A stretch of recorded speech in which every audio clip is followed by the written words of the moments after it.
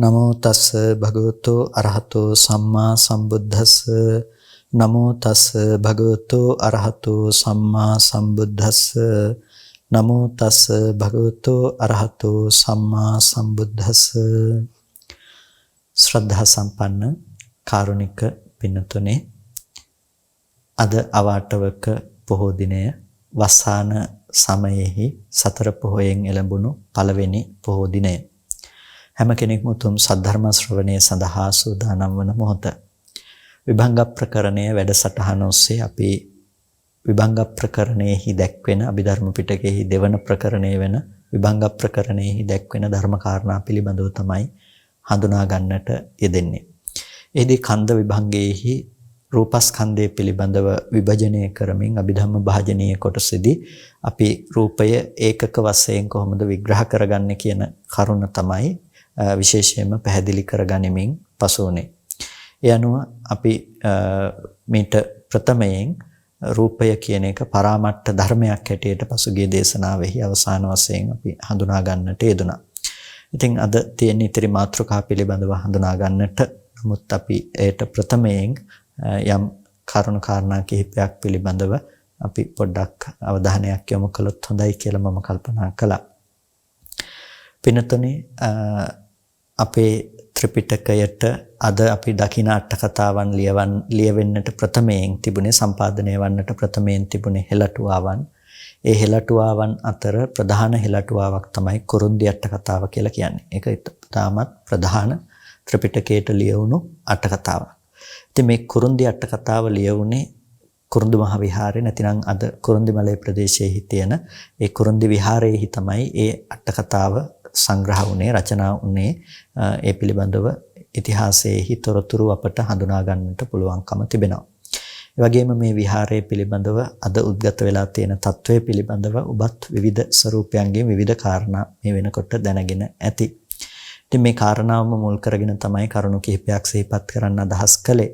ඉතින් මේ කුරුන්දු විහාරය මුල් කරගෙන ඉදිරිපත් වුණ නැතිනම් ඇති වුණු උද්ගත වුණු තත්වය දේශපාලනික තත්වයක් නෙමෙයි. නැතිනම් මේක අද ඇතැම් පිරිස් උත්සාහවත් වෙනවා මේක මේ දේශපාලනික තත්වයක් කියලා. නැතිනම් දේශපාලනයේ මුල් කරගෙන ඇති වුණු අර්බුදයක්. එහෙම නැතිනම් ඒ ලේබල් එක ගහලා මේ සිද්ධිය යට කරන්න ඇතැම් පිරිසක් උත්සාහවත් වෙනවා. මේ සිදුවීම එහෙම යට කරන්න පුළුවන් දේශපාලනික මතවාද ප්‍රවර්ධනය වෙන සිදුවීමක් නෙමෙයි. මේ සිදුවීම මේ බොහෝ කාලයක් තිස්සේ ඇදෙමින් පැවතිලා මේ ආසන්න දවසක නඩු තීන්දුවක් හිමි වුණ කාරණාවක්. එතකොට මේ නඩු තීන්දුව එදිනට ලැබුණේ මේ පසුගිය කාලයේ පුරාවටම මේ පිළිබඳව විවිධ අවස්ථාවන් වල මේ විභාග වුණ නඩුවක ප්‍රතිඵලයක් විදිහට. ඒ නිසා මේක මේ දේශපාලනික දෘෂ්ටි කෝණයකින් මේක හුවා දක්වන්න උත්සාහවත් වෙන්න එපා. ඇත්තට මේක දේශපාලනික දෘෂ්ටි කෝණයන් ඔස්සේ හුවා දක්වන්න උත්සාහවත් වෙන්නේ මේ පිළිබඳව සබුද්ධිකව බලන නිවැරදිව බුදුදහම පිළිබඳව අවබෝධයක් තියෙන පිරිසක් නෙමෙයි. ගොඩක් වෙලාවට මේක මේ ප්‍රශ්නය යටපත් කරන්න උත්සාහවත් වෙන්නේ මේ ප්‍රශ්නය පිළිබඳව අවබෝධයක් නැතිව මේක වර්තමාන දේශපාලන ප්‍රවාහයට ගැට ගහලා මේ ප්‍රශ්නය යටපත් කරලා වෙනමම මේ ප්‍රශ්නය සාකච්ඡා නොවන තැනට දාන්න උවමනාව තියෙන පිරිසක්. එහින්දා ඒ කාරණාව ඔබ තේරුම් ගැනීම ඉතාම වැදගත් වෙනවා. ඒ කියන්නේ බොහොම ලේසියිනේ මේ ඇත්තටම මේ ප්‍රශ්නයක් උද්ගත වෙනවා. උද්ගත වෙන ප්‍රශ්නය දේශපාලනික ලේබල් එක ගහලා ඒක බෞද්ධයින් අතර කතා නොවන ප්‍රශ්නයක් බවට පත් කරලා තියෙන එක හරි ලේසි. පහුගිය කාලය තුළ මිනිස්සුන්ට ඇති වුණු විවිධ අර්බුදයන් මිනිස්සු මුහුණ දුන්න බොහොම අපහසුතාවයන් නිසා දේශපාලනික වශයෙන් ඒකට පිළිතුරක් මිනිස්සු හෙව්වා. එතකොට ඒ හොයපු එකත් එක්ක මිනිස්සු નિરાයාසයෙන්ම ඒ වෙනසක් බලාපොරොත්තුෙන් කටයුතු සිද්ධ කළා. එතකොට ඒ අපහසුතාවෙන් පැන නගින්නට මුල් වුණ ඒ දේශපාලන ප්‍රවාහය බේරා ගැනීම සඳහා ඉදිරිපත් කරන තවත් එක අර්බුදයක් විදිහට මේ ඇත්තටම තියෙන ප්‍රශ්නය ගැන කතා කරන එක හුවා දක්වන්න පිරිසක් උත්සාහවත් වෙනවා නම් ඒක ඇත්තටම නොවිය යුතු දෙයක්. මම දන්නේ ඒ විදිහට කරන්න එයාගේ තියෙන යටි අරමුණු යටි බලාපොරොත්තු මොනවද කියන එක. ඒ හින්දා ඒ දේ කරන්න එපා. ඒ වගේම මේ ප්‍රශ්නය ගැන දන්න ඔබත් මේ ප්‍රශ්නය ගැන අහන ඔබත් ඒ ගැන හිතන්න එපා මේක මේ දේශපාලන උප්පරවැට්ටියක් ගේන්න හදන තව දේශපාලඥයෙක් ප්‍රවර්ධනය කරන්න දරන උත්සාහයක් හැටියට. මොකද මේක ඇත්තටම මේ පහුගිය වසර ගණනාවක් තිස්සේ ආපු ප්‍රශ්නයක්. එතකොට මේ ප්‍රශ්නේහි නඩු තීන්දුවක් තමයි ලැබුණේ මුලතිව් මහේස්ත්‍රාත් අධිකරණය තුලින්. එතකොට මේ නඩු තීන්දුවක් ඒ විදිහට ලැබුණාම ඒකට අවශ්‍ය ඒ නඩු තීන්දුව අපිට සාධාරණ නැහැ කියලා අපිට හැඟෙනවා නම් අපිට පුළුවන් එතනින් එහාට ගිහිල්ලා ඒ පිළිබඳව නීතිමය ප්‍රතිපාදන ඒකට සලසාගෙන නීතිමය පියවරවල් ගන්න. එතකොට මේ නීතිමය පියවරවල් ගන්න අවශ්‍ය දේවල් මේ වෙනකොට ක්‍රියාත්මක කරමින් පවතිනවා. එතකොට මේක ගැන බෞද්ධ ජන සමාජයේ සංවේදී විය යුත්තේ. සංවේදී විය යුත්තේ වෙන දෙයක් නිසා නෙමෙයි මේ දේවල් රැක ගැනීම සඳහා ඔබ සතුව වගකීමක් තියෙනවා.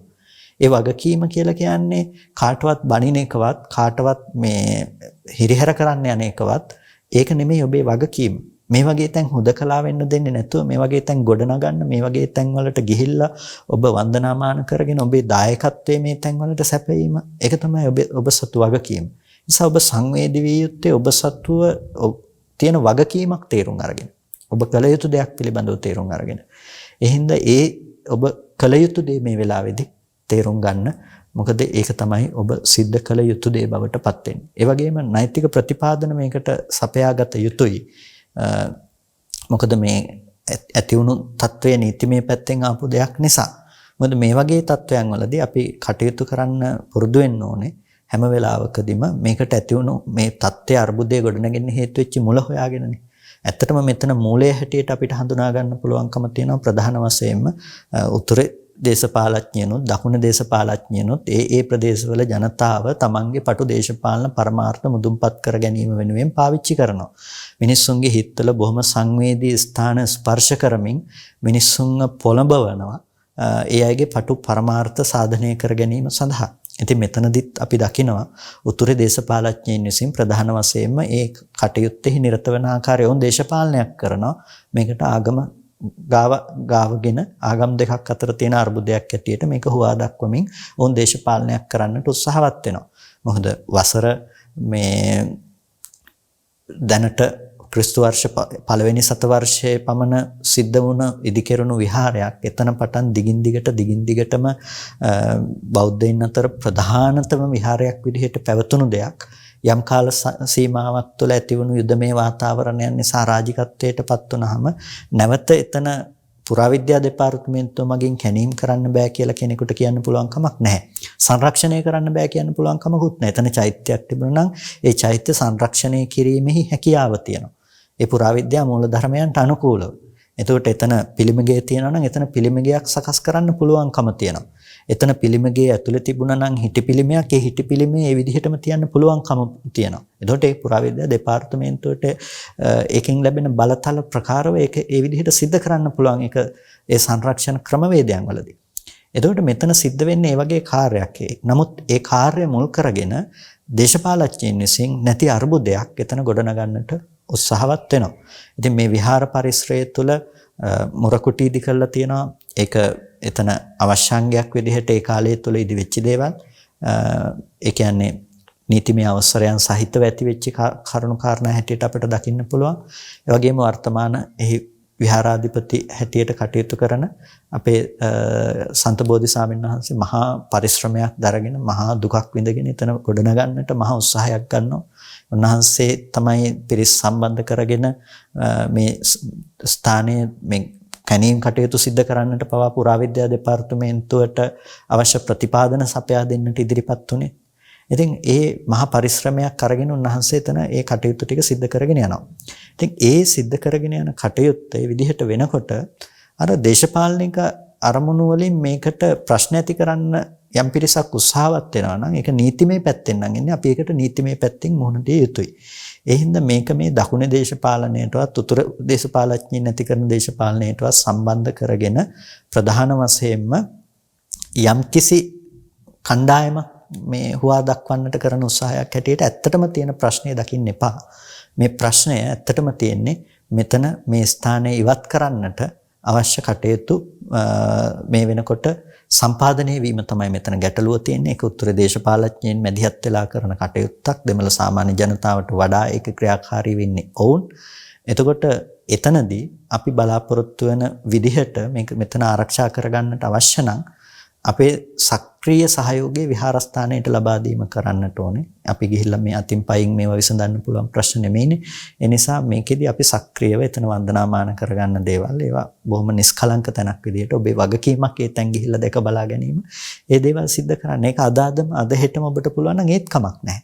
මේ තියෙන අපහසුතාව මග ඇරුණාම ඔබ අනිවාර්යෙන් මේ තැන් ගිහිල්ලා දැකලා බලලා වන්දනා කරගත යුතු තැන්. මොකද අපේ ඉතිහාසය අපිට ධර්මය මේ විදිහට අද ලැබෙන්න මේවා වෙනස් වෙන්නේ නැති වෙන්න අපිට ලැබෙන්න හේතු වෙච්ච ප්‍රධානම තැන්. මොකද මේ මූලායතන මුල් කරගෙන තමයි මේ ධර්මයේ සංග්‍රහ වෙලා තියෙන්නේ. අටුවාවන් වලට මුල් වෙලා තියෙන්නේ තැන්. ඒ නිසා පූජනීය ස්ථාන ඒව වන්දනා කරගන්න ඒක ඔබට කරන්න පුළුවන් දෙයක්. ඉතින් මේ ප්‍රශ්නේදී ඉදිරිපත් වෙන්න එපා කොයිම වෙලාවකදීවත් මේක දේශපාලනික මතවාදයක් කියලා මේක සාකච්ඡා නොවන තැනට යට ගහන්න ඉදිරිපත් වෙන්න එපා. මේක සාකච්ඡා විය යුතුයි. සාකච්ඡා විය යුත්තේ නිවැරදි ලෙස. සාකච්ඡා විය යුත්තේ අනුන්ව හෙලා දකින්න නෙමෙයි. සාකච්ඡා විය යුත්තේ ඔබෙන් කළ යුතු වගකීම යුතුයකම මේ විදිහට සිද්ධ කරන විදිහට. එතකොට ඔබට පුළුවන් ගිහිල්ලා වන්දනාමාන කරගෙන එන්න. ඒ වගේම ඔබ ගිහිල්ලා වන්දනාමාන කරගත්තාම ඒ අවට ඉන්න සාමාන්‍ය දුප්පත් දෙමළ ජනතාවට ඒකෙන් ලැබෙන ප්‍රතිලාභ රාශියක් තියෙනවා. එතකොට ඒක නිකම්ම උන්ට ලැබෙන දෙයක්. හැබැයි මෙතනදී ඒ දේශපාලඥයින්ගේ ප්‍රවාහවලට ඔබ හසු වෙන්න එපා. මේ ප්‍රශ්නේ යට ගහලා ඕන් මේ හදන කටයුත්තට මුල් වෙන්න ඔබ උත්සාහවත් වෙන්න එපා. ඒ වගේම මේ සමාජය තුළ අද වෙනකොට අපිට දකින්න පුළුවන් ඇත්තටම බුද්ධ ශාසනයට අර්බුදයක් වෙනකොට අපි ඔබට හැමදාම කතා කරනවා. ඔබව දැනුවත් කරනවා. මොකද ඒ ඔබ දැනුවත්ව ඔබ ඒකට ප්‍රතිවිරුද්ධව වචනයකින් හරි සම්බන්ධ වෙන නිසා තමයි මේ දේවල් යටපත් කරන්න පුළුවන්කම තියෙන්නේ. ඇතැම් අර්බුද මේක ඇතුලෙන් එන ඒවා, ඇතැම් මේවා බාහිර වෙන ඒවා. ඉතින් ඒ විදිහට අර්බුද එනකොට අපි කතා කරනවා. ඒ කතා කරලා තමයි සාමූහිකව අපි සාමූහික ප්‍රයත්නයන් විදිහට ඒවා යට කරන්නේ හැමදාම. එතකොට ඒවා නැති කරන්න අපි උත්සාහවත් වෙන්නේ. හැබැයි අද මේ සාමූහික ප්‍රයත්නේ කඩන්න පිරිස උත්සාහවත් වෙනවා. ඒ තමයි මේක මේ දේශපාලන දෙයක්, මේක ජාතිවාදී දෙයක්, මේක ආගම්වාදී දෙයක්. මේ විදිහට මේවා යට කරන්න උත්සාහවත් වෙනවා. මේ වගේ ලේබල් එකක් ගහලා පැත්තකින් තිබ්බහම බොහොම ලේසි නිසා. අන්න ඒක කරන්න දෙන්න එපා. පින්නතුනේ මේ බුද්ධ ශාසනයේ ඔබෙත් මගෙත් ඇස් ඉදිරි පිට විනාශ වෙනවා නම් ඒක අපි කරගන්න මහා නොහොබිනා වැඩක්නේ. එදා ආනන්ද තෙරුන් වහන්සේට කිව්වේ ආනන්ද මේ කල්යාණ මිත්‍ර වැටේ අන්තිම පුරුක ඔබ වෙන්න එපා ආනන්ද කියලා. ඒක ආනන්ද තෙරුන් වහන්සේට කියපු දේශනා කළ වචනයක් නෙමෙයි ඔබට මට දේශනා කරපු වචනයක්. ඔබගේ මගේ අස්පනා පිට බුද්ධ ශාසනයේ කෙමෙන් හායනයට ලක් වෙනවා නම් පින්නතුණි ඒක නොවිය යුතු දෙයක්. ඒ නිසා වීරය උපදව ගන්න. බුද්ධ ශාසනයේ සුරක්ෂිතතාවය අපි ගොඩනගා ගත යුතුයි. ඒක කාටවත් බාධාවක් වෙන විදිහට කාටවත් හිරිහැරයක් වෙන විදිහට නෙමෙයි. ඔබ කල යුතු දේ කරන්න. නිවැරදි දේ කරන්න. කුසලයේ තුල පිහිටා කටයුතු කරන්න. නිකම්ම මේක උද්දීපනය කරන්න අපිට පුළුවන්කම තියෙනවා. ඒ නිසා ඒ අවශ්‍ය පියවරවල් මේ වෙනුවටත් ගැනීමෙන් පවතින මේ ප්‍රශ්නය සම්බන්ධයෙන් වුණත් ඒ වෙනුවෙන් ඔබ සාකච්ඡා කරන්න, ඒ වෙනුවෙන් පෙළ ගැහෙන්න, එකතු වෙන්න, සාමූහිකව මේ ප්‍රශ්නෙන් අපිට උත්තර හොයා ගන්න පුළුවන්. එතෙන්ට යන්න, වන්දනාමාන කරගන්න. ඒ දේවල් තුළ තමයි එතන තහවුරු වෙන්නේ තවදුරටත්. ඒ හින්දා ඔබේ කටයුතු, ඔබේ සක්‍රීය සහයෝගී බව එතනට ලබා දෙන්න. මේක යට ගහන්න උත්සාහවත් වෙන කුමන්ත්‍රණ වලට නම් හසු වෙන්න එපා. මේක දේශපාලන ප්‍රශ්නයක් නෙමෙයි. ඇත්තටම මේක තියෙන ප්‍රශ්නයක්. මේ අපේ උරුමය ඒ විදිහට අනන්‍යතා සහිතව ඒ දේ සංරක්ෂණය වීම සිද්ධ විය යුතුයි. ඒ වගේම මේ ස්ථානයේ පුරාවිද්‍යා නටබුන් විනාශ කරන්න කියලා නඩු තීන්දුවක් ලැබිලත් නැහැ. සමහර විට ඇතම් අය වරදවා වටහාගෙන තියෙනවා මේ පුරාවිද්‍යා භූමිය මෙතන ඉවත් කරන්න කටයුතු කරනවා කියලා. නෑ, පුරාවිද්‍යා භූමිය ඉවත් කරන්න කියලා නෙමෙයි කියලා තියෙන්නේ. නව ඉදිකිරීම කියන එක. ඒකට එතන නඩු තීන්දුව පිළිබඳව සතුටුදායක තත්වයකට එන්න පුළුවන් කමක් නැත්තේ නැහැ. මොකද ඒකට හේතුව නව ඉදිකිරීම කිව්වහම ඒ දෙපාර්ශවයේම නව ඉදිකිරීම නෙමෙයි, එක පාර්ශවයක විතරක් වෙනකොට එතන ගැටලුවක් තියෙනවා. ඒ වගේම තමයි පුරාවිද්‍යා දෙපාර්තමේන්තුවට පැවරෙන බලතල තියෙනවා. ඒ නිසාම අපි ඉදිරි කටයුතු නීතිමය වශයෙන් අපිට තියෙන අයිතිය අපි තහවුරු කරගෙන කටයුතු කරන්නට අවශ්‍ය නීතිමය ක්‍රියාමාර්ග ගන්නට මේ වෙනකොට ඒ විහාරාධිපති සාමින්ද්‍රයන් වහන්සේ කටයුතු කරමින් පවතිනවා. ඒ අවශ්‍ය සහයෝගය අපි සියලු දෙනාම උන්වහන්සේට ලබා දිය යුතුව පවතිනවා. ඒ නිසා අපි මේ වෙලාවේදී සබුද්ධික වේ ප්‍රශ්නේ විසඳා ගන්නට කටයුතු කරමු කියන යෝජනාවත් හැම දිනාටම ඉදිරිපත් කරනවා. අපි නැවත අපේ මාතෘකාව පැත්තට ප්‍රධාන වශයෙන් යමු වුණොත් අපිට අද තේරුම් ගන්නට තියෙන්නේ සංකිලේශිකම් කියන කාරණාව පිළිබඳව. ඒ සංකිලේශිකම් කියන මාතෘකාවට එන්න ප්‍රථමයෙන් අපි පසුගිය සතියේදී අපි අවසාන වශයෙන් කතා කළේ පරාමට්ඨං කියන කාරණාව. එයත් හඳුනාගෙනම අපි නැවත සංකිලේශිකම් කියන මාතෘකාවට පැමිණෙමු.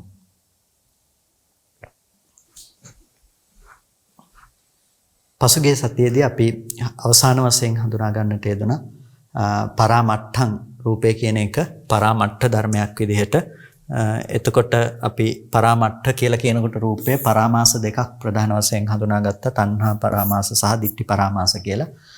තෘෂ්ණා වශයෙන් දේවල් පරාමර්ශණය කරනවා. එහෙමත් නැතිනම් දෘෂ්ටි වශයෙන් පරාමර්ශණය කරනවා. රූපය කියන එක පරාමාස නෙමෙයි. මේ පරාමාස ඇති කරගන්නට හිතකර තත්වයක් නැතිනම් ඒ පිහිටා සිටින්නට වස්තු විශේෂ වෙන නිසා රූපය කියන්නේ පරාමට්ඨ ධර්මයක් හැටියට හඳුනා ගන්නට යෙදුණා. එතකොට අපි තෘෂ්ණාව නැමැති පරාමාසයෙන්ුත් ditthිය නැමැති පරාමාසයෙන්ුත් රූපය පරාමට්ඨ වූ රූපේ පරාමර්ශණය කරනවා. ඒ කියන්නේ කොයි වෙලාවකවත් රූපය පරාමාසයේ බවට පත් වෙන්නේ නැහැ. රූපය කියන එක මේ තණ්හාව බවට පත් වෙන්නේ නැහැ. රූපේ තණ්හා රූප තණ්හා කියන්නේ රූපය පිළිබඳව රූපය කෙරෙහි පවත්නා තෘෂ්ණාව තමයි රූප තණ්හාව කියලා කියන්නේ. අපි සාමාන්‍යයෙන් කියන රූපයට තමයි ආසාව කියලා. හැබැයි රූපය පිළිබඳව රූපයේ කෙරෙහි පවත්නා තෘෂ්ණාව. එතකොට රූපයේ කෙරෙහි පවත්නා තෘෂ්ණාව කියලා කියනකොට ඒ රූපය වස්තු විශේෂ නැතිනම් ඒකට ප්‍රස්තුතේ වෙන නිසා තමයි මේකට රූපය හඳුන්වන්නේ පරාමට්ඨ ධර්මයක් කියලා. රූපය පරාමට්ඨ ධර්මයක්. ඒකට මේ පරාමාස දෙකෙන් තමයි මේ පරාමර්ශණය වීම සිදු කරනු ලබන්නේ. තණ්හා පරාමාස සහ දෘෂ්ටි පරාමාස වෙන මේ පරාමර්ශන දෙකෙන්. දැඩිව ග්‍රහණය කර ගැනීම, දැඩිව අල්වා ගැනීම තමයි ඒකෙදි සිදු කරනු ලබන්නේ. එතකොට රූපය අපි ඉගෙන ගන්නවා පරාමට්ඨ ධර්මයක් කියලා. එහෙනම් අපි ආස කරනකොට තණ්හාව කියන එක රූපයත් එක්ක තියෙන දෙයක් නෙමෙයි. ඒ වගේම කැමැත්ත ඇති කරන බව රූපෙට අයිති දෙයක් නෙමෙයි. දෘෂ්ටිය උපදවන බව රූපෙට අයිති දෙයක් නෙමෙයි. ඒක අපි හිතෙන් උපද්ද ගන්න දෙයක්. ඒක හිතෙන් ග්‍රහණය කරගන්න විදිහක්. ඒක කවදාවත් රූපේහි විද්‍යමාන වන ගුණයක් ලෙස දකින්නට එපා. එහෙම දකිනවා නම් වැරදි. ඉතින් ඒක තේරුම් ගන්නට තමයි රූපය පරාමට්ඨ ධර්මයක් විදිහට අපි තේරුම් ගන්න විග්‍රහ කොට දක්වන්නේ. එතකොට ඊළඟට අපිට රූපය පිළිබඳව හඳුනා ගන්නට තියෙන රූපය සංකිලේශික ධර්මයක්. සංකිලේශිකයි කියනකොට දැන් අපි දන්නවා කෙලස් කියලා දේවල් තියෙනවා. එතකොට හිතේ කෙලස් නැතිනම් අපි සාමාන්‍ය විදිහට ගත්තොත් කිලුටු කියමු. හිතේ කිලුටු තියෙනවා. යම්කිසි දෙයක කිලුටු නැහැ. නමුත් මේ කිලුටු වීම සඳහා හිතයි මේ දේ.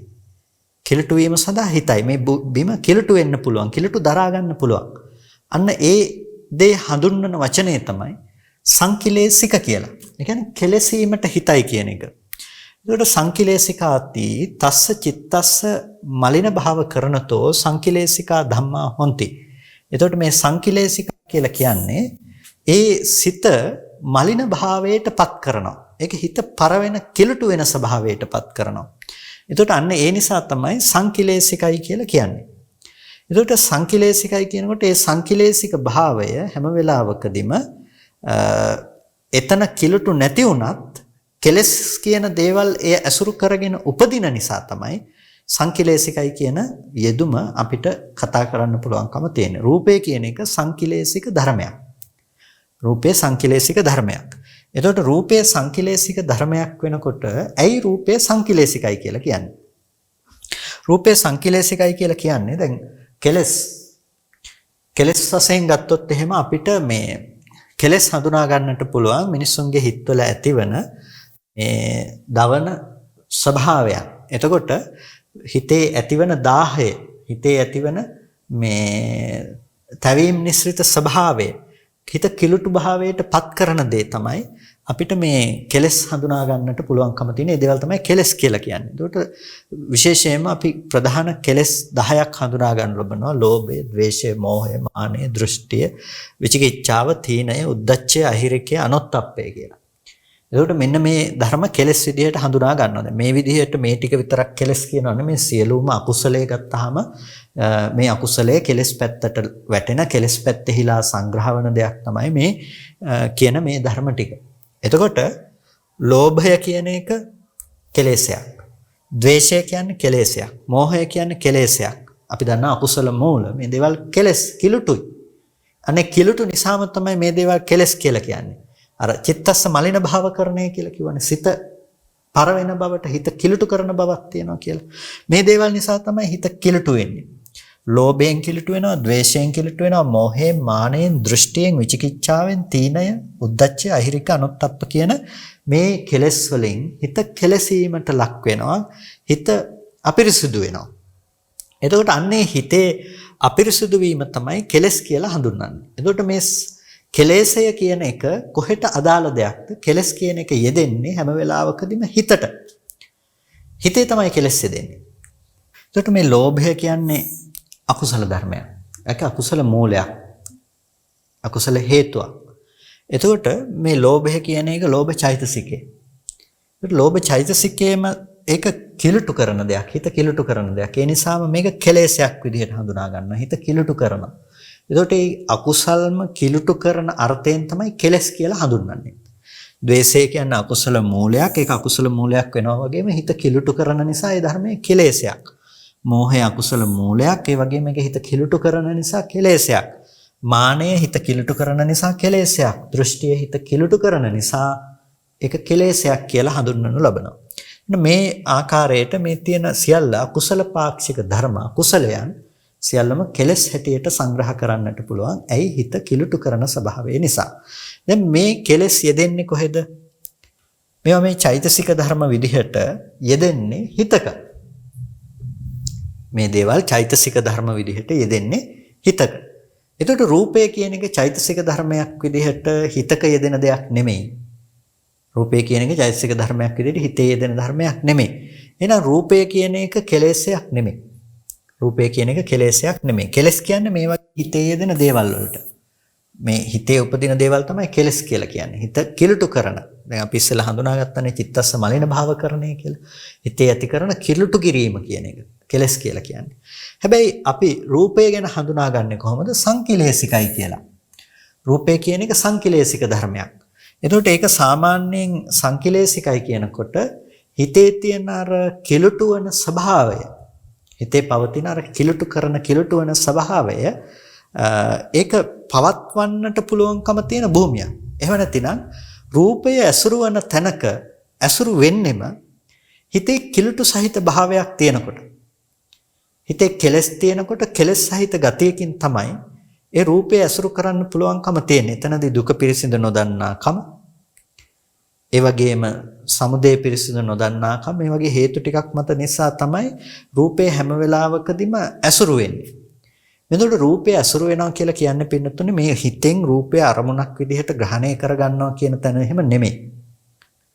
හිතෙන් අරමුණු කරනවා කියන තැන නෙමෙයි. දැන් චක්කු විඥානය කියන දේ උපදින්නේ රූපය අරමුණු කරගෙනනේ. ඒ හිත උපදින්නේ. එතකොට චක්කු විඥාන හිත එතන ඉපදුනා කියලා අපිට කියන්න පුළුවන් කමක් නැත්තේ නැහැ. එතන රූපය හමු වුණ නිසා ඒ හිත සංකිලේශිකයි කියලා. ඒකට ඇයි රූපේ පිහිටා සිටින රූපය අසුරු වෙන තැන කියලා කිව්වේ? යම්කිසි කර්ම විඥානයකට රූපය පවතිනවායයි දෘෂ්ටි වශයෙන් හරි රූපේහි සුභ ආස්වාදානු දර්ශනව රූපේහි පැවැත්ම පිළිබඳව කල්පනා කරන බව හෝ තියෙනවා නම් අන්නේ තියෙනකොට තමයි රූපය කියන එක කෙලස් ධර්මයන් උපදවන්නට හිතකර දෙයක් බවට පත් වෙන්නේ. ඒකට කාට හරි මේ කියන කෙලස් ධර්ම වශයෙන් දෘෂ්ටි වශයෙන්, ඒ කියන්නේ තණ්හා හෝ දෘෂ්ටි වශයෙන් ඇසුරු කරන ස්වභාවය නැත්තම් මොකද වෙන්නේ? එහෙම නැත්තම් එයාට රූපය අසුරු වෙන්නේ නැහැ. රූපය අසුරු වෙන්නේ නැහැ කියලා කියන්නේ රූපේ පේන්නේ නැහැ කියන එක නෙමෙයි. විපාක සම්තතිය තුළ රූපේහි ඇසුරු වීම සිද්ධ වෙනවා. හැබැයි එයාට රූපය මත අර කර්ම විඥානයේ පතිත වෙන්නේ ඒක නිස්ෘත කරගන්නේ. තෘෂ්ණා දෘෂ්ටි වශයෙන් ඒක නිස්ෘත කරගෙන පවතින්නේ නැහැ රූපේ. ඒකට රූපේහි නිරෝධය ලැබෙනවා. රූපය හටගෙන නිරුද්ධ වෙන ධර්මයක් විදිහට රූපේහි හටගෙන නිරුද්ධ වෙච්ච දේ දකිනවා. ඒ චිත්ත පරම්පරාවේ හටගෙන නිරුද්ධ වෙන ස්වභාවය පිළිබඳව අවබෝධ කරගෙන තියෙනවා. අන්න එතකොට අර කෙලෙස් පවත්වන්නට තැනක් භූමියක් හම්බ වෙන්නේ නැහැ. එතකොට මේ Nirodhe දැනගත්තේ නැති වුණොත් අපිට රූපය පවතිනවායයි ගන්න ඇසුරු කරන්න පුළුවන්කම තියෙනවා නම් අපි දෘෂ්ටි වශයෙන් රූපේහි හැසිරෙනවා. එතකොට ඒ දෘෂ්ටි වශයෙන් හැසිරෙන එක අපි අර රූපේ ඇසුරු කරලා තියෙන්නේ කෙලෙස් සහිත මනසකින්. එතකොට ඒ කෙලෙස් සහිත මනසකට හිත දෙයක් නිසා තමයි රූපය සංකිලේශික දෙයක් හැටියට හඳුන්වනු ලබන්නේ. රූපේ සංකිලේශික දෙයක්. එතකොට ඒ කෙලෙස් සහිත මනසට තමයි රූපේ මේ විදිහට පවතින දෙයක් කියලා දෘෂ්ටි වශයෙන් ඇසුරු කරන්න පුළුවන්කම තියෙන්නේ. ඒ වගේම රූපෙට ආස කරන්න පුළුවන්කම තියෙන්නේ ඒ රූපේ පවතිනවායයි ගන්නාකමත් එක්ක ගිහිල්ලා. එතකොට ඒක තියෙන්නේ මේ සංකිලේශික භාවය කියන එක. ඒ කියන්නේ මේ කෙලෙස් ධර්මයන්ට හිතයි කෙලෙස් ධර්මයන් පවතින්න පුළුවන්. එතකොට පවතින කෙලෙස් ධර්මයන්ගෙන් තමයි රූපය අසුරු වෙන්නේ. ඒ නිසා ඒ ධර්මයෝ සංකිලේශික ධර්මයෝ විදිහට ධර්මයන් විදිහට හඳුන්වනු ලබනවා. රූපය සංකිලේශිකයි. එතකොට රූපය සංකිලේශික ධර්මයක් හැටියට අපිට තේරුම් ගන්න පුළුවන්කම තියෙනවා. එතකොට මේ පිළිබඳව අපි විග්‍රහ කරගන්නකොට අපිට දකින්න පුළුවන් අසංකිලිට්ඨ සංකිලේශික ධර්ම කියලා. අසංකිලිට්ඨ සංකිලේශික ධර්ම. අසංකිලිට්ඨයි කියන්නේ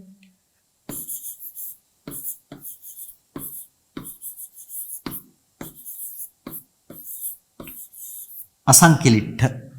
අසංකිලිට්ඨ කියලා කියන්නේ කිලුටු නෑ කියන එක.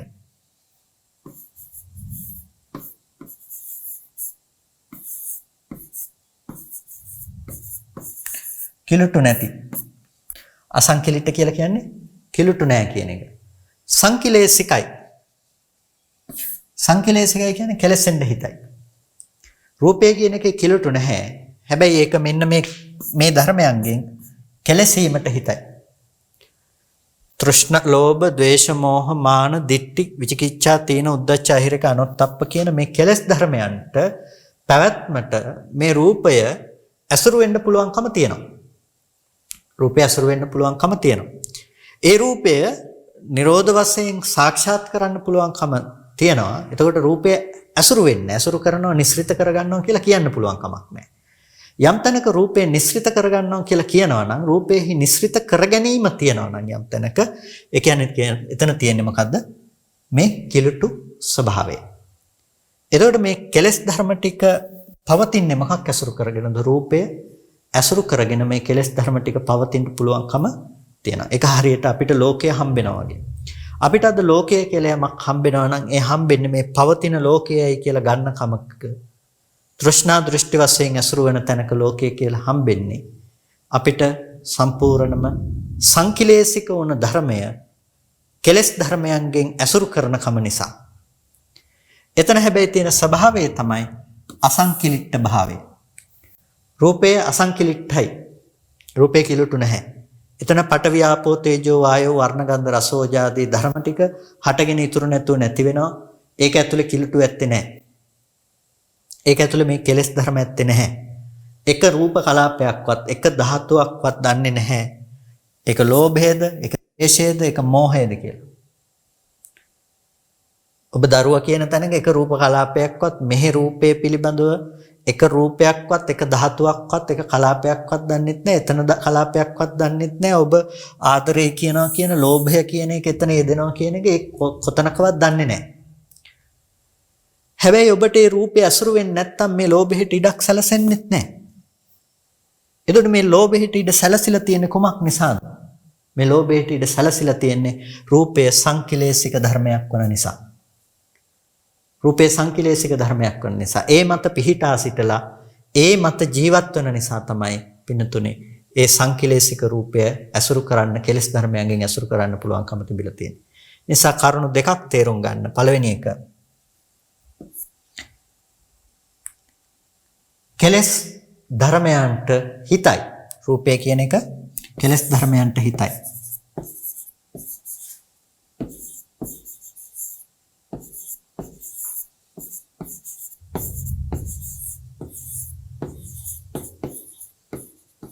රූපේ කෙලෙස් ධර්මයන්ට හිතයි නැත්නම් කෙලසීමට හිතයි. දෙවෙනි කාරණාව කෙලෙස් සහිත මනසකට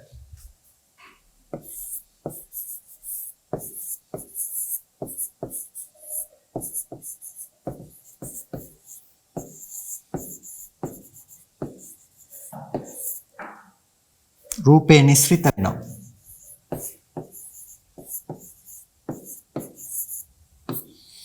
කෙලෙස් සහිත මනසකට රූපේ නිස්ෘත වෙනවා. පළවෙනි එක රූපය කෙලසීමට කෙලස් ධර්මයන්ගෙන් කෙලසීමට හිතයි. එතන කෙලස් නැති වුණාට ඒක කෙලසීමට හිතයි.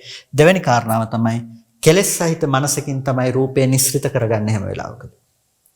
කෙලස් සහිත මනසකින් රූපේ නිස්ෘත කරගන්නේ. කෙලස් රහිත ධර්මයක් නම් එක්කෝ එහි විපාක කෘත්‍ය සිද්ධ කරනවා, එක්කෝ එහි ක්‍රියා මාත්‍රික ධර්ම සිද්ධ කරනවා. එහෙමත් නැත්නම් එහි Nirodhe ප්‍රත්‍යක්ෂ කරනවා. ඒක තමයි එතන කෙලස් නැතුව තියනවා නම් එතන සිදුවෙන සිදුවීම බවට පත් වෙන්නේ. එහෙනම් රූපය කියන එක සංකිලේශික ධර්මයක් හැටියට ඔබට හඳුනා ගන්නට පුළුවන්කම තියෙනවා.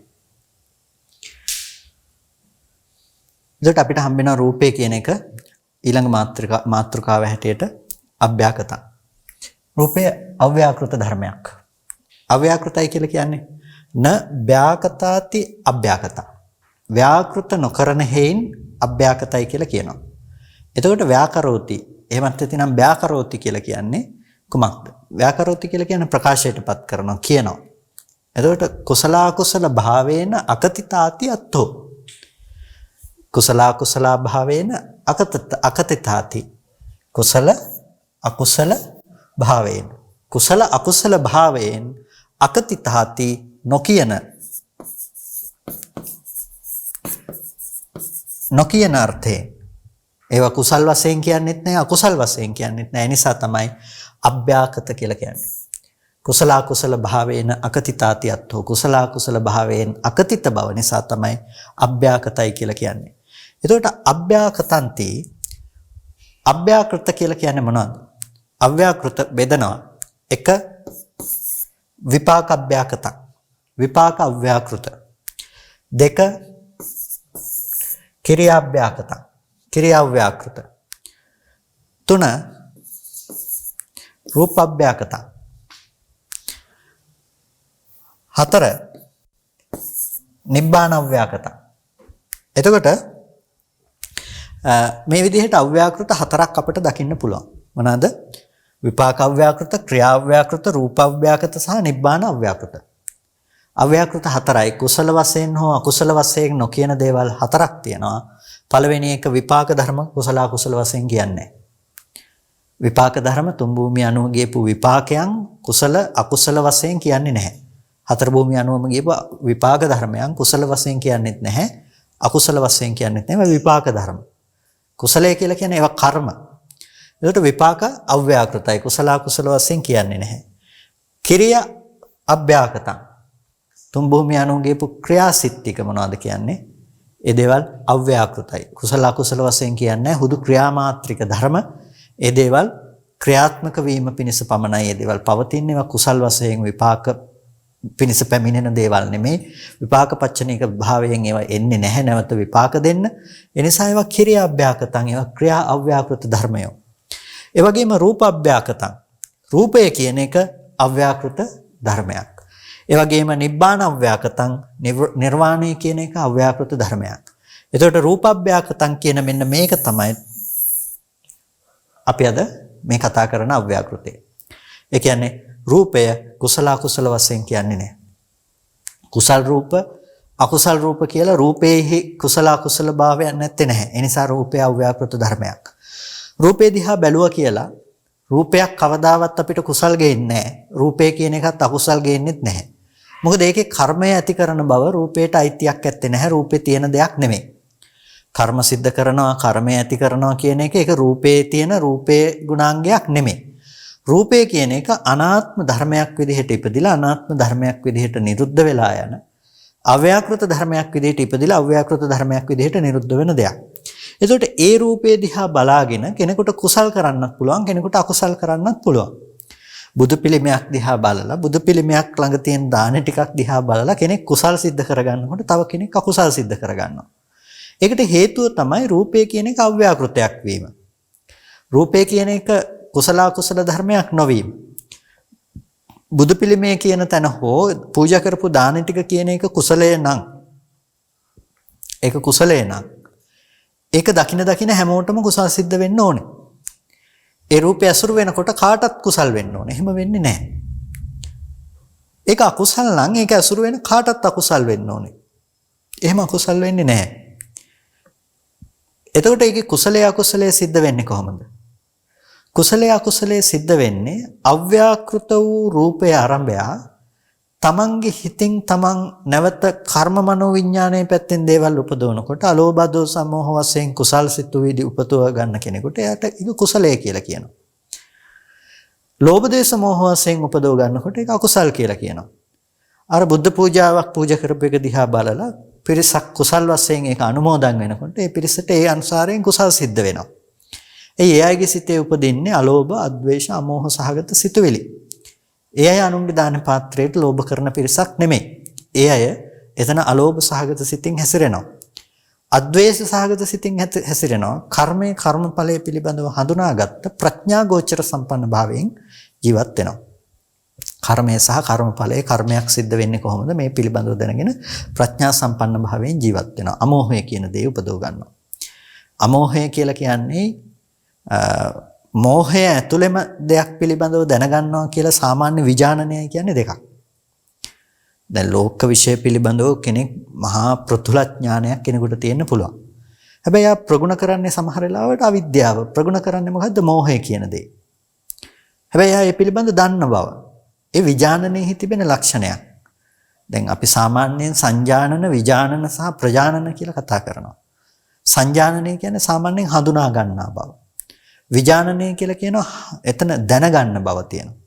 ප්‍රජානනය කියලා කියනවා දැන ගැනීමට එහා ගියපු දෙයක් ඒක. ඒක නුවණින් ඒ පිළිබඳව දැනගන්නවා. ඒ කියන්නේ පේන දේ මතම නෙමෙයි පේන දෙයට වඩා එහා ගියපු දේවල් විඥානනය ප්‍රජානනය කරන නුවණින් දැනගන්නවා. එතකොට අර නුවණ කියන දේ හැම වෙලාවකදීම අමෝහය කියන දෙයින් තමයි නියෝජනය වෙන්නේ. ඒක ඇතුලේ මෝහය නෑ. එතන තියෙනවා හේතුඵල ධම පිළිබඳව දන්න බව, එතන තියෙනවා කර්මයේ කර්මඵලයේ පිළිබඳව දන්න බව. එතකොට ඒ තුල එතකොට කුසල හේතු ටික සකස් වෙලා තියෙන කොහෙද? කුසල් හේතු ටික සකස් වෙලා තියෙන්නේ තමන්ගේ හිත පැත්තේ. කුසල් හේතු ටික ඉපදෙන්නේ තමන්ගේ හිත පැත්තේ. එතකොට ඒ හිත තමයි කුසල අකුසල වශයෙන් ව්‍යාකෘත වෙන්නේ. කුසල අකුසල වශයෙන් ව්‍යාකෘත වෙන්නේ මොකද? ඒ හිත. එතකොට බුද්ධ පූජාවක් බෙදලා බුද්ධ පූජාව ටික පූජා කරලා කියලා ලස්සනට හදලා පූජා කරා කියන එකෙන් කුසලයේ සිද්ධ වෙන්නේ මොකෙන්ද? අපි කරපු පූජාවෙන්ද? එහෙම නැතිනම් බුදු පිළිමේන්ද? එහෙම නැතිනම් අපේ හිතද? එතන කුසලයේ බවටපත් වෙන්නේ කුසල හේතුව බවටපත් වෙන්නේ නැතිනම් එතන ව්‍යාකෘත දේ බවටපත් වෙන්නේ කුසල වශයෙන් කියන ලද දේ බවටපත් වෙන්නේ එතන ඇති වුණු ඒ අලෝභ සහගත, අද්වේෂ සහගත, අමෝහ සහගත සිත. රූපය කියන එක අව්‍යාකෘතයි. ඒක ව්‍යාකෘත කරන්න බෑ. ඒක රූපය කියන එකෙන් බෙදන්න පුළුවන් කමක් නැහැ. ලෝභ දේශ මොහ, අලෝභ දේශ මොහ. ඒක අව්‍යාකෘතයි. එතකොට ඒ දේ දිහාම බලලා සමහර විට කෙනෙක් අකුසල් උපදව ගන්නවා. මෙහෙම පූජා කරන්න හොඳද? මෙහෙම පූජා කරපු වෙලාවේ අනුන්ගේ දෙයටත් ලෝභ කරනවා. මේක තව කෙනෙකුට දෙන්න තිබුණා නේද? ඒක වංචනිකව උපදින ලෝභයේ හිස් ස්වභාවය. හිතේ පවතින වංචනික ලෝභයේ හිස් ස්වභාවය. එතකොට ඒකට නතු වෙලා ඒ කෙලෙස් සහිත භාවයෙන් හිතනවා. එතකොට එතන මෝහය තියෙනවා. මෝඩකම තියෙනවා. ඇයි? එයාට කර්මයේ කර්මඵලයේ හේතුඵල ධම පිළිබඳව කුසලයේ මොකද්ද වෙන්නේ, අකුසලයේ මොකද්ද වෙන්නේ කියලා තේරුම් ගැනීමේ හැකියාවක් නැහැ. හිතේ තියෙන ධර්ම පිළිබඳ විශ්ලේෂණය කරගන්න තරම් ප්‍රජානන මට්ටමක් නැහැ. සාමාන්‍ය මට්ටමේ සංජානන මට්ටම තුල, සාමාන්‍ය විජානන මට්ටම තුල විතරයි උන්ට හැසිරෙන්න පුළුවන්කම තියෙන්නේ. අර ප්‍රජානන මට්ටම දක්වා දියුණුවකට යන්න පුළුවන් කමක් නැත්තේ නැහැ. ඒ නිසා ඒ ටික ඇතුලේ වුන් කල්පනා කරනවා.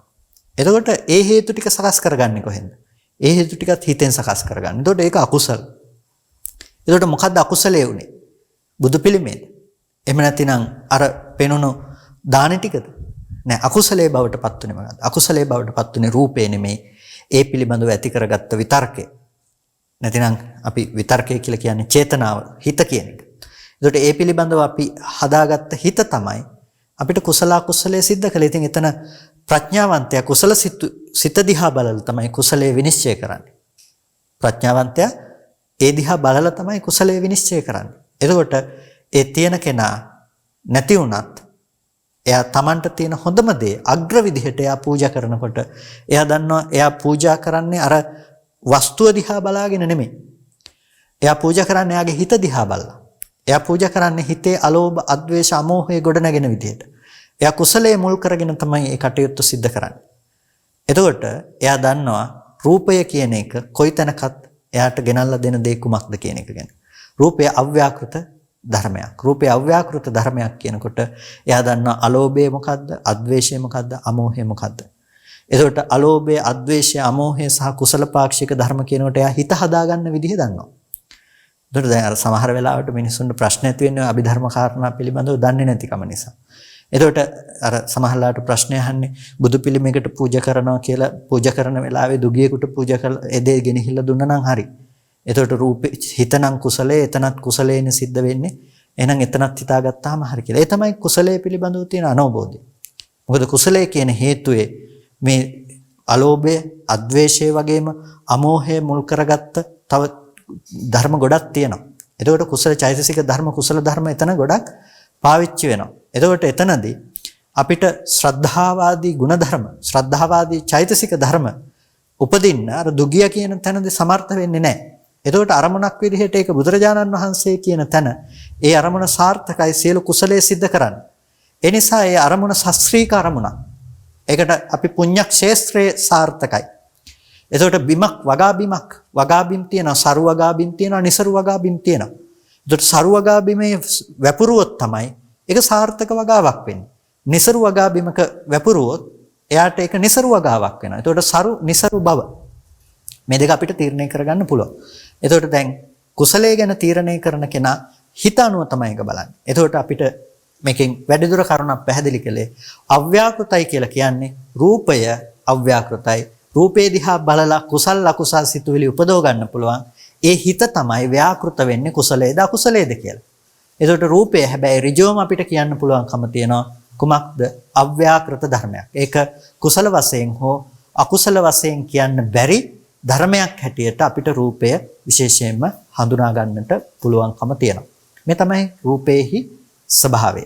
මේ තමයි රූපේහි ආකාරය. එතකොට අපිට රූපය එක් ආකාරයකින් තේරුම් ගන්නකොට රූපය අභ්‍යාකතං කියලා දැනගන්න පුළුවන්. දැන් රූපය ගැන විපස්සනා කරනකොට, රූපය ගැන මානසිකාරය පවත්වනකොට ඔබට පුළුවන් මේ එකම කාරණාව මුල් කරගෙන රූපය කියන එක අභ්‍යාකෘත ධර්මයක් හැටියට කියන්නේ ඇයි කියන කරුණ මුල් කරගෙන ඔබට පුළුවන් විපස්සනා මානසිකාරය පවත්වන්න. රූපය කියන රූපය කියන ධර්මයේ පිළිබඳ පරිග්‍රහණය කරගන්න පටන් ගන්න පුළුවන්. එතකොට රූපය ගැන පරිග්‍රහණය කරගන්න යනකොට ඔබට හම්බෙනවා රූපය කියන එක හටගෙන නිරුද්ධ වෙන මෙබඳු අනාත්ම ධර්මයක්. මේක කුසල වශයෙන් කියන්න පුළුවන් කමක් නැහැ. අකුසල වශයෙන් කියන්න පුළුවන් කමක් නැහැ. මේක අව්‍යාකෘත ධර්මයක් මේ රූපය කියලා කියන්නේ. එතකොට මේ විදිහට හටගෙන ඉතුරු නැතුව නැති වෙලා යන අව්‍යාකෘත ධර්මයක් රූපය ව්‍යාකෘත වෙන්නේ ඒ පිළිබඳව පවත්වන සිත.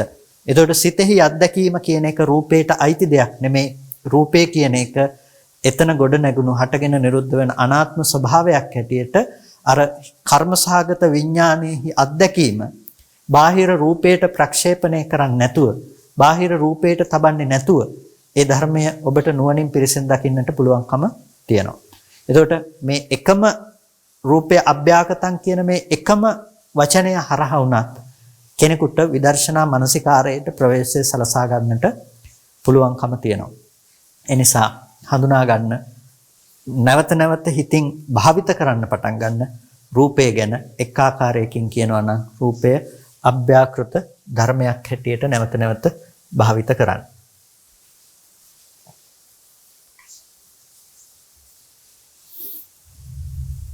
ඒ වගේම අපිට ඊළඟ මාතෘකාව හැටියට හඳුනා ගන්නට පුළුවන්කම තියෙනවා රූපය අනාරම්මන ධර්මයක්. රූපය කියන එක අනාරම්මන ධර්මයක්. එතකොට රූපය අනාරම්මනයි කියලා කියන්නේ රූපය කියන එකට අරමුණු ගන්නට පුළුවන් කමක් නැහැ කියන එකත් එක්ක. ඒ කියන්නේ රූපයට තව අරමුණු ගන්න පුළුවන් කමක් නැහැ කියන එකත් එක්ක. මේව තමයි මේ රූපය අනාරම්මනං කියන එකට දෙනු ලබන විග්‍රහය හැටියටපත් වෙන. රූපය කියන එකට තව දේවල් අරමුණු කරන්නට පුළුවන් කමක් නැහැ කියන එක. දැන් අපි දන්නවා සාමාන්‍ය රූපයට තව දෙයක් අරමුණු කරන්න බෑ කියන එක අමුතුවෙන් කිව යුතු දෙයක් බවට පත් වෙන්නේ නැහැ. ඒක අමුතුවෙන් ප්‍රකාශ කරන්න ඕන දෙයක් නෙමෙයි. රූපයට අරමුණු ගන්න බෑ කියන එක. පඨවි ධාතුව, ආපෝ ධාතුව, තේජෝ ධාතුව තව දේවල් අරමුණු වශයෙන් ගන්නෙ නැහැ. එතකොට අරමුණු වශයෙන් ගන්නෙ මොනවාද? අරමුණු වශයෙන් ගන්නෙ හිත තමයි තවත් අරමුණක් අරමුණු කරනු ලබන්නේ. ඒක හිතෙහි කෘත්‍යයක්. හිතෙන් තමයි අරමුණක් අරමුණු කරන්නේ. ඒක රූපයක් විසින් තව දෙයක් අරමුණු කරනවා කියන එක කවදාවත් සිද්ධ කරන්නේ නැහැ. එතකොට රූපය ඒ නිසා අනාරම්මන ධර්මයක් හැටියට විග්‍රහ කරනවා. ඒ වගේම මේ කාරණාව පිළිබඳව අපිට බොහොම ගැඹුරින් කතා කරන්න පුළුවන්කම තියෙනවා. රූපය අනාරම්මන. රූපය අනාරම්මන ධර්මයක්. ඇයි රූපය අනාරම්මනයි කියන්නේ කියන කාරණාව පිළිබඳව. එතකොට රූපය අනාරම්මනයි කියනකොට ওই රූපයට අරමුණු ගන්න බෑ කියනවා වගේම අපිට මේක ඇතුලේ තව කරුණු කිහිපයකට අවධානය යොමු කරන්නට පුළුවන්කම තියෙනවා. එකක් තමයි අපි රූපය ඇසුරු කරන තැන සිදුවන මේ ක්‍රියාකාරීත්වය. යම්කිසි තැනක අපි රූපය ඇසුරු කරනකොට එතන සිදුවන ක්‍රියාකාරීත්වය දිහා බැලුවාම අපිට හඳුනා ගන්නට පුළුවන්කම තිබෙනවා. යම් විඥානයක් උපදිනවා නම් ඒ විඥානය උපදින්නේ දැන් චක්කු විඥාන සිත උපදින තැනදී අපිට හඳුනා ගන්නට පුළුවන් එතන ස්කන්ධ කීයක් තියෙනවද? ස්කන්ධ හතරයි. වේදනා සංඥා සංඛාර විඥාන. එතකොට ස්කන්ධ හතරක පැවැත්මක් තමයි චක්කු විඥාන සිත කියලා කියන්නේ. රූපය විඥානනය කිරීම කියන එක සම්පූර්ණම අපි ගත්තොත් හිතක් විදිහට ගත්තොත් ඒ රූපේහි විඥානන කෘත්‍ය සිද්ධ කරන්නේ කොතනින්ද? චක්කු විඥාන සිතෙන්. එතකොට රූපය ගැන විඥානනය කරන්නේ යම් කිසි දෙයක් විඳිනවා නම් ඒක තමයි හඳුනා ගන්නු ලබන්නේ. එතකොට ඒ හඳුනා ගන්නු ලබන දේ තමයි අපි විඥානනය කරනු ලබන්නේ. එතකොට අපි හැම වෙලාවකදීම විඥාණයෙන් යම් කිසි දෙයක් දැනගන්නවා නම් ඒට ප්‍රධානම අවශ්‍ය අනෙක් ධර්ම ටික සම්පාදනය කරනකොට මේ වේදනා සංඥා කියන ගති දෙක ප්‍රධාන කෘත්‍යයන් සම්පාදනය කරනවා. අපි දන්නවා වේදනාව කියලා කියන්නේ චෛතසික ධර්මයක්. ඒ වගේම සංඥාව කියලා කියන්නේ චෛතසික ධර්මයක්. වේදනාව කියනකොට සැප දුක් උපේක්ෂා වශයෙන් විඳිනු ලබන වේදනාව. සංඥාව කියලා කියනකොට අපි මෙතනදී සුඛන්තපි විජානාති අපි මේ නීලකම්පි සංජානාති පීතකම්පි සංජානාති ආදී ලෙස නිල් වශයෙන් කහ වශයෙන් රතු වශයෙන් මේ විදිහට අපි හඳුනා ගන්නා ස්වභාවය. ඒකට වර්ණ වශයෙන් හඳුනා ගන්නවා, හැඩ වශයෙන් හඳුනා ගන්නවා මේ විදිහට හඳුනා ගැනීම කියන එක. මේ දේවා චෛතසික ධර්ම. වේදනාව කියන්නේ චෛතසිකය, සංඥාව කියන්නේ චෛතසික ධර්මයක්. ඒකට අනෙක් සියලු චෛතසික සංග්‍රහ වෙනවා සංස්කාරස්කන්ධය තුළ. හැබැයි මේ චෛතසික දෙක අපි වෙනමම ස්කන්ධ පරයයනුත් කතා කරනවා. ඒකට හේතුව තමයි මෙහි තිබෙන විශේෂත්වය. විඥානයක් හට ගන්නකොට ඒ විඥානයේ උපදින තැනකදී වේදනාව සහ සංඥාවෙහි සුවිශේෂත්වයක් එතන අපිට දකින්න පුළුවන්කම තියෙනවා. සුවිශේෂී භාවයක් අපිට හඳුනා ගන්නට පුළුවන්කම තිබෙනවා. අන්නේ වේදනාවෙහි සහ සංඥාවෙහි තිබෙන සුවිශේෂී භාවයත් එක්ක අපිට මේ කියන අනාරම්මන කතාව අපිට ටිකක් ගැඹුරින් කතා කරන්නට පුළුවන්කම තියෙනවා. අපි ඉදිරියේදී මේ කාරණාව පිළිබඳව තවත් වඩා ගැඹුරින් අවධානය යොමු කරමු රූපය අනාරම්මනයි කියන මේ කාරණාව සම්බන්ධයෙන්.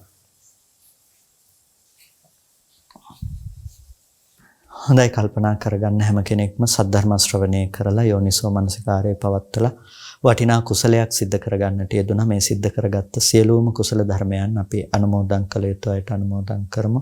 පළමුවෙන් අපට අර්ථයෙන් ධර්මයෙන් අනුශාසනා කළ අපේ ධර්මාචාර්ය අවසරයි මාංකඩවල සුදස්සන ස්වාමීන් වහන්සේට, අවසරයි මාංකඩවල නන්දරත්න ස්වාමීන් වහන්සේට, ස්වාමීන් වහන්සේලා දෙනමතම තුම් නිවනින් සැනසීම පිණිස මේ කුසලයේ හේතුපනිශ්‍රේම වේවා කියලා සාදු කියලා පින් අනුමෝදන් කරන්න.